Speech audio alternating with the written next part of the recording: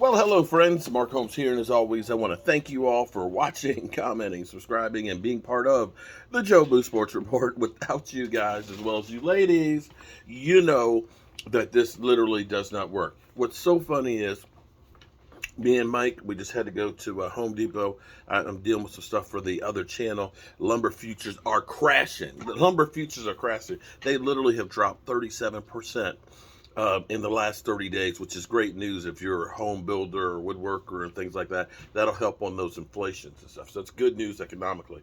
And we went to Chipotle so I can get back on keto. I've been a mess. I've been off the keto, or kind of not really off, but not really on, if you know what I mean.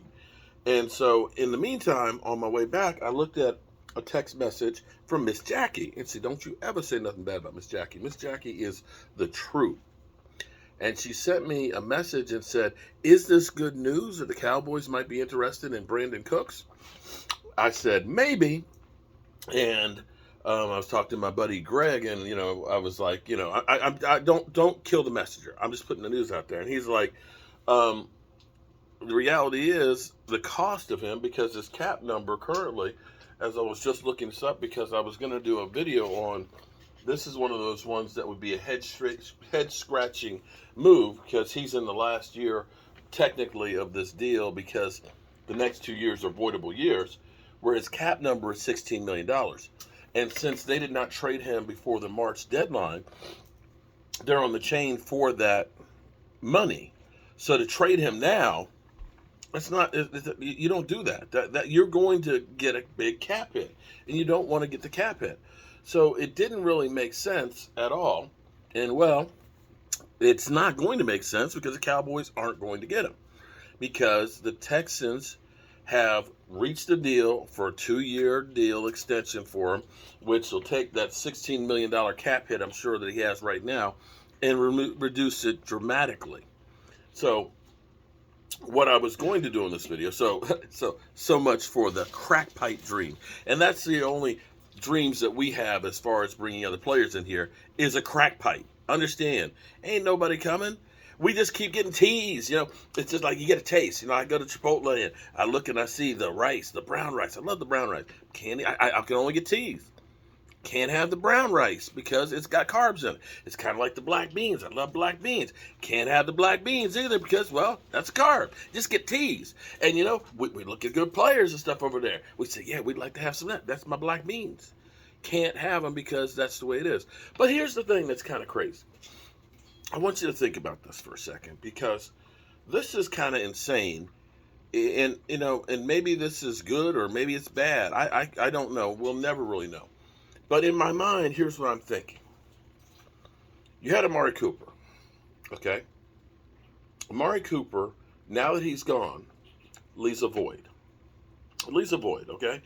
Now, you can argue, I made the argument earlier that he was 865 yards. That's not as big as, say, I don't know, Devontae Adams, who was 1,550 yards, okay? That's a big hole. Amari Cooper was 19% of your offense. And with that 19%, we ended up having, the number one offense in football. So to at least do what you did last year, you got to replace that 865 yards and 10 TDs. At the moment, we've signed James Washington, because this is where I was getting my, I try, people, I always get accused of you stealing content. I was doing my research here while I was eating, because I was looking at James Washington's hit. It's $1,047,000, okay? So that means right now, we got rid of Amari Cooper, and we've spent now $7 million to try and replace that hit. Had we gotten Brandon Cooks, I'm not sure how much of that $16 million cap hit salary would have had, but we would have probably needed to give him a new contract, because you don't want to have him there and make a trade for him, right? So you're now looking at probably, I'm sure, Michael Gallup's number is, I think, $4 million for this year for his deal. But be that as it may, you would have incurred some kind of a cost. And let's say, I think Brandon Cooks is probably a better receiver than Michael Gallup, and of course, coming off of multiple 1,000+ yard seasons, he would command a better salary, especially as we see the numbers for wide receivers that are going through the roof. And I think that's where the Texans looked at this and said, you know what, we're better off holding on to him because the prices are going through the roof. Let's deal with the devil that we know. Probably you got to say it's going to be more than Michael Gallup. So if you already had $7 million, you got to say it's going to be $12 million at least for Brandon Cooks.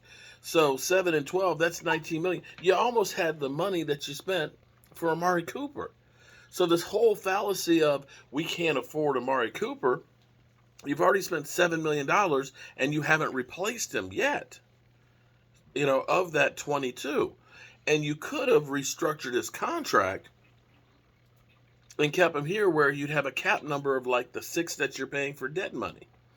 So there is still a hole. Now, I was going to say that if you were able to get a Brandon Cooks, okay, he's definitely replacing the production that we got from last year from Amari Cooper, which is great because then you can say, we brought back enough talent on the defense that if we can't draft anybody in the defense, maybe that's okay. Maybe we look at the second round of free agency, and we look for that run stuffer. Maybe we end up bringing back Brent Urban, like I was saying this morning.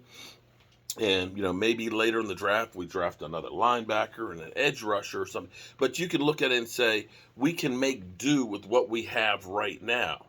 If you ended up getting a receiver, then you could say, okay, our focus and priority is the offensive line. We definitely have to get a guard.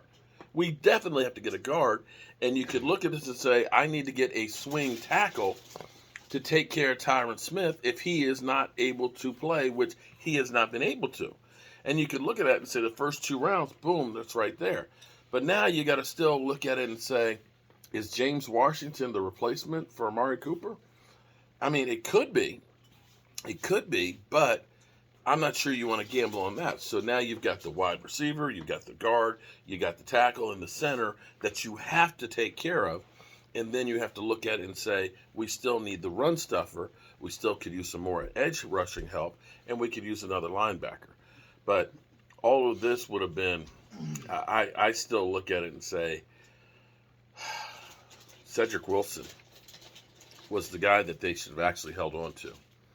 Because Cedric Wilson, the money that he got from Miami, it's not a bad deal. And his numbers, I'm going to do a video. And again, I got to do my homework after I finish eating because I'm hungry.